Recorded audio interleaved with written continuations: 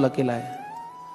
आई म्हणाली, बाळा तुला माझा प्रश्नच नाही कळला, मी तुला काय झालं म्हणाले, तू त्यांचा त्रास सांगितला.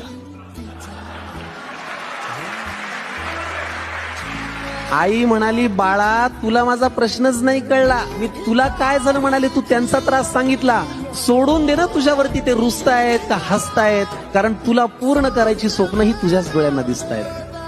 त्यामुळे घराघरात हा देण्यासारखा सल्ला आहे की तुझ्या अपयशाची लोक पाहतायत ती सगळी स्वप्ने खोटी कर. तुझ्या अपयशाची जी लोक पाहतायत ती सगळी स्वप्ने खोटी कर. दुसऱ्यांची रेघ पुसण्यापेक्षा तू स्वतःची मोठी कर.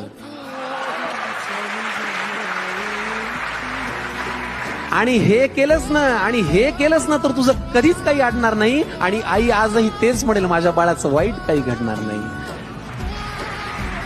आईच्या तोंडी देवाचा साक्षात्कार घडला, आईच्या तोंडी देवाचा साक्षात्कार घडला आणि तिने लावलेल्या दिव्याचा लख प्रकाश पडला. तिने लावलेल्या दिव्याचा लख प्रकाश पडला. Download ShareChat.